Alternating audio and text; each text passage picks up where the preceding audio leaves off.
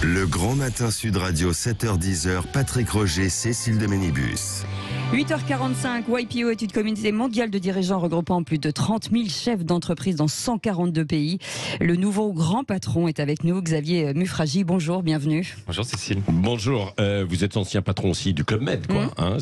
Et c'est un Français qui est à la tête de ce grand réseau. Ce qui est assez rare. C'est assez rare. Ah, c'est unique. Inédit, mais C'est unique, ça sera peut-être le terme du jour, unique, effectivement, parce que c'est une organisation qui a été créée en 1950 par un jeune entrepreneur de 27 ans qui reprenait la direction de son entreprise familiale après le décès de son père. Et c'est une organisation qui a d'abord démarré aux États-Unis, mais maintenant qui est partout dans le monde. Oui. Alors, ce qui est intéressant avec vous, et c'est pour ça qu'on voulait vous avoir ce matin, c'est parce qu'aujourd'hui, on est en pleine incertitude économique, pleine crise économique internationale. Les gens sont un petit peu perdus. Vous êtes un représentant justement de ces patrons. On voudrait savoir quel est l'état d'esprit des chefs d'entreprise, donc dans le monde, à travers le réseau que vous représentez. Alors, il y a deux manières de voir les choses. Donc nous, on est capable de voir dans l'ensemble des pays du monde la situation en temps réel. La situation, il y a 2-3 mois, était un optimiste extrêmement fort. 80% des dirigeants et dirigeants d'entreprise étaient positifs, particulièrement en Amérique du Nord, mais partout dans le monde. Après le Covid, quoi. Après le Covid, c'est-à-dire qu'il n'y avait pas de problème de trésorerie, il y avait une forte demande, des problèmes un peu de logistique, début de problème d'inflation, problème de l'emploi, retrouver des équipes engagées, retrouver des employés pour pouvoir faire tourner la machine. C'est ça. Mais des premières indications de l'importance que pouvait avoir l'inflation, puisqu'on a produit beaucoup de monnaie dans l'ensemble. Oui, c'est ça. On a donné beaucoup d'argent, on a créé pour. Donc là où il y a un fil qui est un peu différent, c'est que nos membres, en ayant l'information vraiment en temps réel, sont capables d'avoir un coup d'avance. Donc c'est-à-dire qu'ils voyaient déjà arriver une baisse des marchés financiers, une inflation qui était peu contrôlée et qui allait nécessiter une action forte de la Fed américaine. Donc ils ont pu déjà se préparer à la situation. Mais lorsqu'on regarde dans la situation actuelle, effectivement, particulièrement l'inflation qui a un niveau trop élevé pour la Fed américaine, amène la Fed américaine à intervenir de manière assez puissante. Et selon le temps que ça va prendre, une récession sera courte ou moyenne ou longue. Mais en tout cas, nos patrons sont quand même optimistes, puisqu'ils optimistes, mais quand même certains préparés. Ont des doutes, quoi. On des doutes aussi, quoi. C'est ça. Parce que par exemple, on parle beaucoup de dépression, de burn-out chez les employés qui ont été aussi touchés, et chez les patrons, ils ne sont pas épargnés non plus. Exactement. Alors l'intérêt de YPO, c'est qu'en fait, on travaille sur la partie business, mais on travaille aussi sur la partie personnelle du dirigeant, de la dirigeante, et aussi sur l'impact sur leur famille. Donc on est capable très vite de voir si les doutes ont des impacts, on va dire, physiques, mentaux et autres. Bien sûr. Et souvent les patrons ont l'image du Superwoman, Superman. Finalement, je suis mieux rémunéré parce que je suis capable de traverser toutes les crises.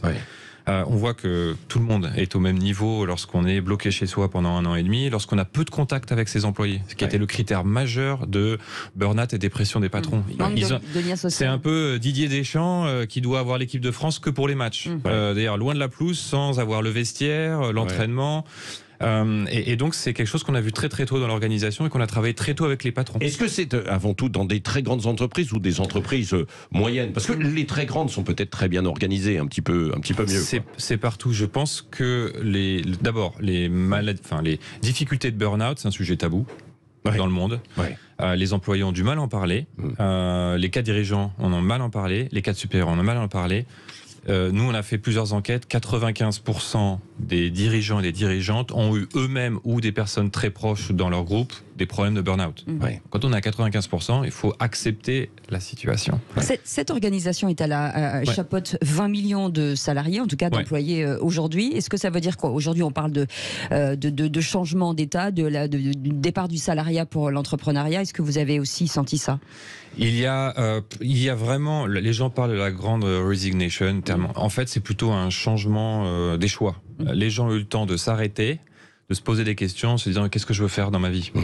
Les dirigeants, certains ont pu vendre leurs entreprises. La plupart de nos membres recherchent à être ce qu'on appelle des better leaders, ceux qui veulent avoir un impact important sur leurs employés et un impact important sur la société. Toutes les nouvelles générations sont aussi dans cette idée qu'aujourd'hui, lorsqu'on est dirigeant et dirigeant d'entreprise, on est responsable de ses employés, on est responsable de l'impact qu'on va avoir. Et ça a amené du coup pas mal d'employés à se poser des questions, est-ce que je suis au bon endroit ? Est-ce que je suis dans la bonne filière ? Et donc beaucoup ont commencé à changer d'entreprise, et c'est le rôle aujourd'hui du dirigeant, de la dirigeante, de pouvoir communiquer quelle est sa vision, comment j'intègre ces visions modernes de l'entrepreneuriat. Ou créer ma propre entreprise qui sera en ligne avec mes valeurs. Donc, mais c'est plutôt positif, puisque toutes ces entreprises qui se créent, ça crée des emplois, et pour nous c'est un aspect très important dans l'organisation. Est-ce qu'il y a un souci aujourd'hui avec la valeur travail ? On le voit un petit peu en France, où on s'interroge beaucoup, certains alors n'ont plus envie de travailler de la même manière non plus, quoi. Est-ce que c'est le cas ? Est-ce que vous le voyez à travers le monde entier ? Alors la valeur de l'emploi, je pense que les gens travail. Oui, du travail. Je pense qu'il y avait une sorte de dichotomie en disant je travaille dur pour gagner ma vie, derrière je serai heureux, et je vais avoir de l'argent pour être heureux, et donc profiter de mes week-ends et partir en voyage au bout du monde. Encore plus avec le Covid, on a mélangé l'ensemble des choses.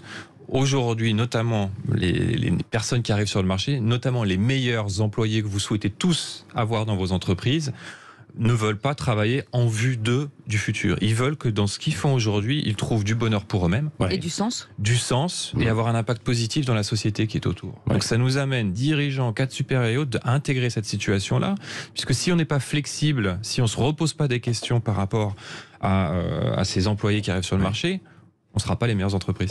Est-ce que la mondialisation aussi doit être repensée en fonction des pays et en fonction de la crise aussi qu'on a vécue ? Ce qu'on voit, nous, l'intérêt de notre réseau, c'est que les membres sont capables de se parler directement. C'est-à-dire qu'ils ont des informations en direct. Lorsqu'il y a eu, par exemple, la crise du Covid, nous, dès le mois de janvier, lorsqu'on avait la situation qui était en Chine, on a été capable de dire à nos membres, préparez-vous, c'est pas le SARS. Vous pouvez tous être impactés. Et c'est ça que j'appelle aussi la globalisation. Il y a deux phénomènes. Il y a maintenant la peur d'avoir trop des unités de production loin de ses consommateurs.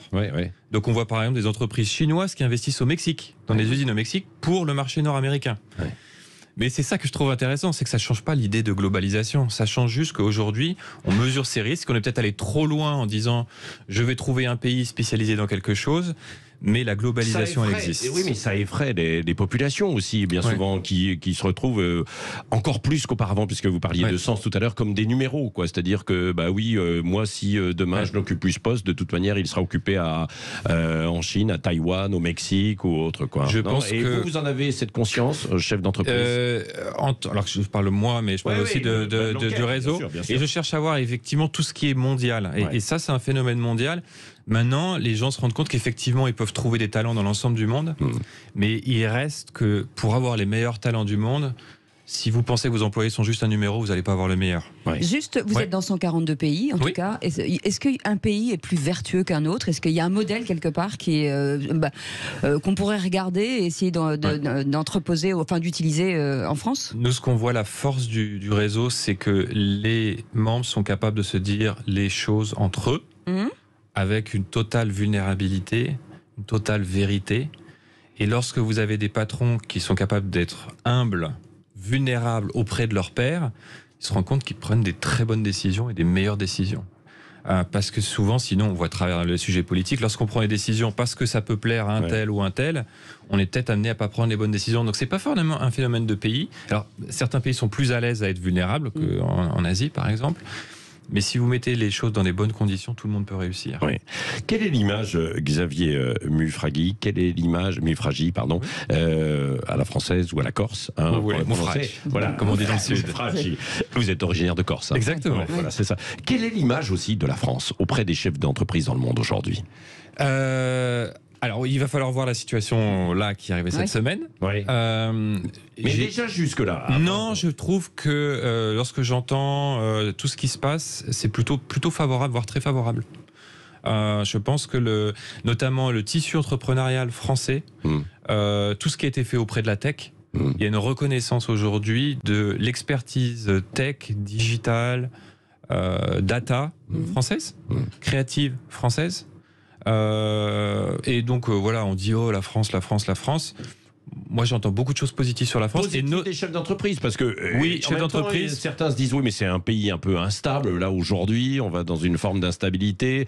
Il y a un peu de violence. Il y a eu ces images en fait assez terribles depuis des années, quoi. Les banlieues qui brûlent à un moment donné, les Champs-Élysées, l'image du Stade de France l'autre jour. Oui. Alors d'abord, les gens oublient très vite. Ouais. Phénomène numéro 1. Je pense qu'il sera intéressant de voir les chiffres du tourisme de la France cette année. Je pense qu'ils seront exceptionnels, notamment venant d'Amérique du Nord. Ça, c'est l'ancien patron du Club Med qui parle. Oui, alors là, je peux, avec certitude. Il y a un impact Netflix. Tous les shows aujourd'hui télévisés en Amérique se passent en France. Il y a une image positive de la France aussi d'un point de vue entrepreneurial. Il y avait aussi cette image que on arrivait à faire avancer les choses. Les choses peuvent aller très vite dans l'autre sens, c'est-à-dire que s'il y a une situation de blocage, ça peut interpeller certains investisseurs internationaux, mais il y a un sentiment quand même que la France, à travers l'Europe, est quand même quelque chose où les choses avancent. Merci, on va terminer sur cette note positive. Merci exactement. Xavier Meufragi, ancien patron du Club Med et surtout président actuel de YPO, le plus grand réseau de patrons au monde. Merci d'être passé ce matin dans les studios de Sud Radio.